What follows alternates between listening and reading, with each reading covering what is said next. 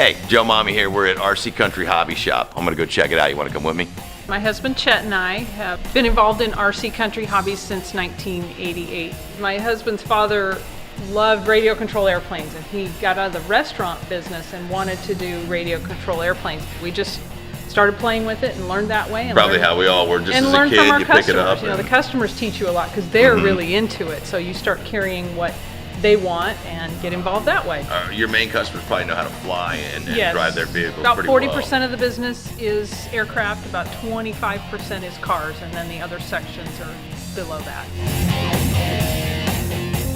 I love This is our car section.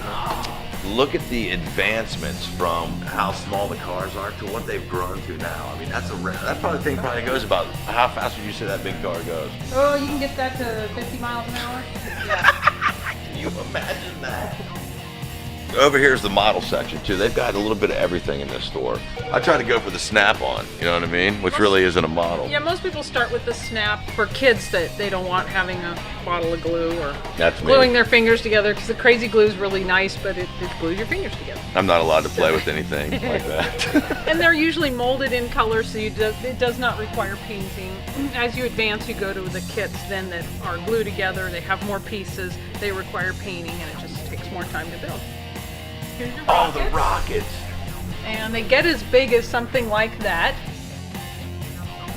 But the average person flies rockets about like this on up to about this tall.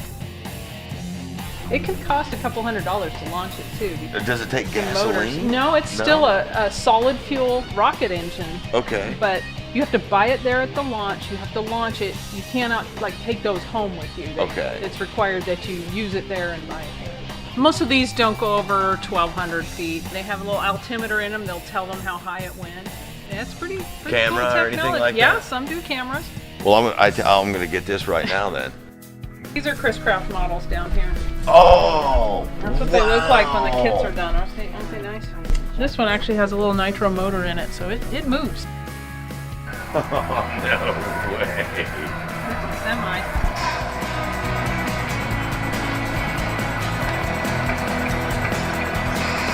It's even got turn signals? That is unbelievable, man. And this is the rock climbing corner I was talking about. Rock crawlers go very slow. They're geared real low. So it's something we can do in the store. It doesn't take up a lot of square footage. This is our axial-based rock crawler. It's just purpose-built. Go out and crawl and conquer the terrain. Oh, sick. It really handles like the real trucks do. This one here has some added functions to the radio. You don't have to have huge antennas. So when you're crawling, you don't normally get Too far away too from far it. away from it. Yeah, you're about 20 feet at max. Usually right on top. Short course is very hot, very popular right now. The truck looks and acts like a real truck. Do you remember the old turbo hopper? This is the way jacked up version of it, the super sick version. That was my very first remote control car. The most funnest thing ever was building a train track with Dad every year for Christmas. My dad went and bought a 8x6 or something, big platform. Then we put green paper down over it, you know. And landscape, make trees and Yeah, buildings. we had little buildings in Cars there, on little it. lights and stuff. It was really neat.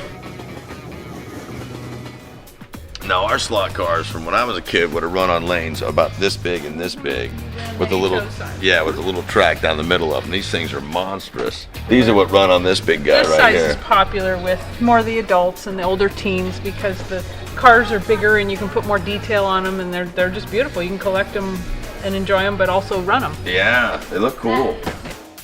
Everyone that works here is very experienced in their own department. So anything that you want to try to get into, there's an expert on hand to help you out with that. That takes a serious amount of talent to be able to do that right there. That is no joke.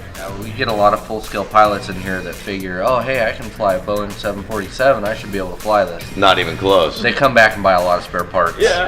If you're going to hit something, just cut the power and it just kind of falls.